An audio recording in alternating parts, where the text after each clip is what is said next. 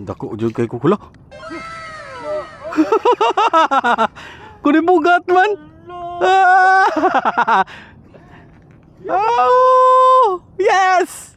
Ayan guys, nagising ako ng alas 4 na madaling araw. Sobrang excited ako mangisda ngayon. So, umalis agad kami. Mga alas 5 na ng madaling araw. Eto.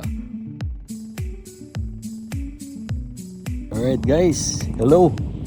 Good morning. In today's video, nandito po kami sa Laot. Kasama si Larsky para mamingwit using the modern method, kumbaga. Yung rods at least. Ito po, yung setup natin. So, let's see. Try natin. Baka may makuha tayo. Samahan niyo kami. Okay. So, ito yung mga dala namin guys. So, make sure na may tubig ka, tapos pagkain. Ayun, ito yung tubig namin. Tapos, may sombrero ka dapat. Di ba? May energy drink pa nga ako dyan eh. Tapos, ano pa? Ayun, so nakikita nyo, may kinuha ko dito. Yan. Mga corned beef, yan. So mga sardinas, yung mga pagkain namin. Sabi nga ng matatanda, kailangan bago mangisda, dapat muna mag-alay ng pagkain upang tayo ay mabiyayaan din.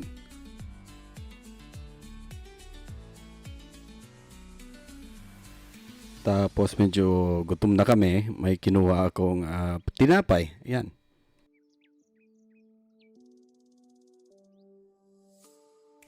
So, ito yung mga ginagamit namin sa pangingisda, yung rods at saka reels. So, since baguhan pa ako guys, nagpaturo muna ako paano itong gamitin, paano mag-set up. So, ganon. Dapat pag-aralan mo muna bago ka bumili ng rod at saka reels. Kasi may technique yan, paano ibato yung line mo, kumbaga. So, hindi naman siya mahirap. But of course, kailangan mo pa rin ng practice kasi hindi siya madali. Okay? So, eto. Nag-aantay na lang kami.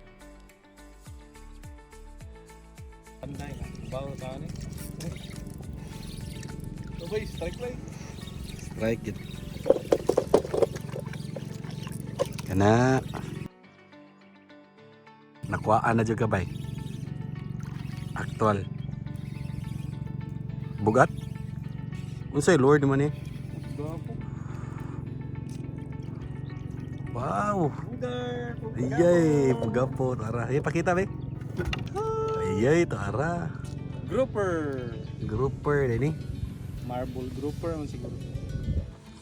Right.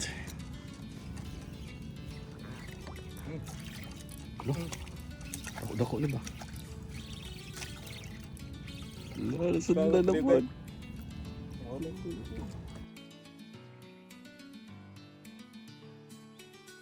Tama, baw kayo. Nawa. Here we go again. Alright. Yuhu. Strike, another strike.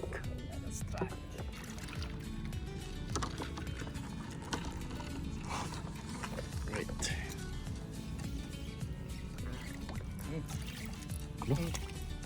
Dako na ba? Sundan na po.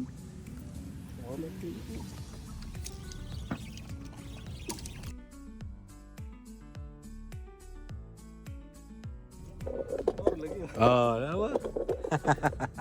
Here we go again. Alright. Yuhu. Strike, another strike.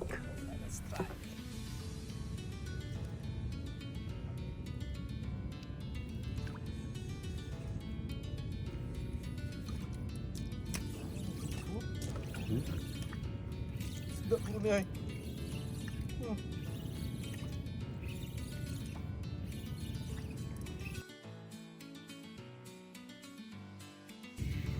Dok lagi. Uy, bugapo. Tungog ra ka. Yay! Tara. Another one. Another one. Another one. Third time. Yay ka.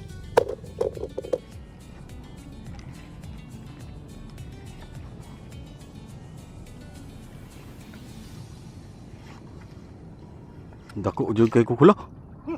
No. Kunin mo Oh! Yes! Luagi gamay ang light. Kanang igo nimo kapot. Magagamay. Bantay lang basi ano. Nakaka-vision na.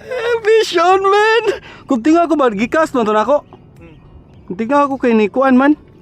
Kung gahi ba? Kung ang gahi man eh. Basta magahin na nanan sulod. May bawa na nimo ang diferensya sa nay sulod o wala.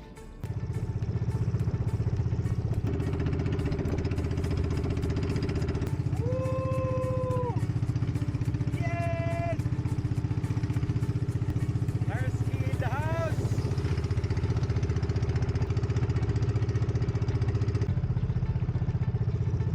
Alright. Guys, ito yung mga nakuha namin for ilang oras lang, mga 3 oras lang siguro dito. Yan. Anong isda yan, bro? Grouper. Grouper, di ba? Di ba yan yung barracuda? Hindi, no? Hindi. Yan, maliliit lang na ano, na grouper. 5, di ba? So gamit yung mga lure namin. Pakita natin yung gamit natin. Ayan. So mga ginamit namin na lure. Ito for jigging. Yan. Mga luminous jigging. Tapos ito yung mga Alright. Ulam na. Alam na. So, ayun guys, kahit hindi masyadong marami yung nakuha natin ngayon, pero kakaiba yung experience pag nag-fishing ka through casting or jigging.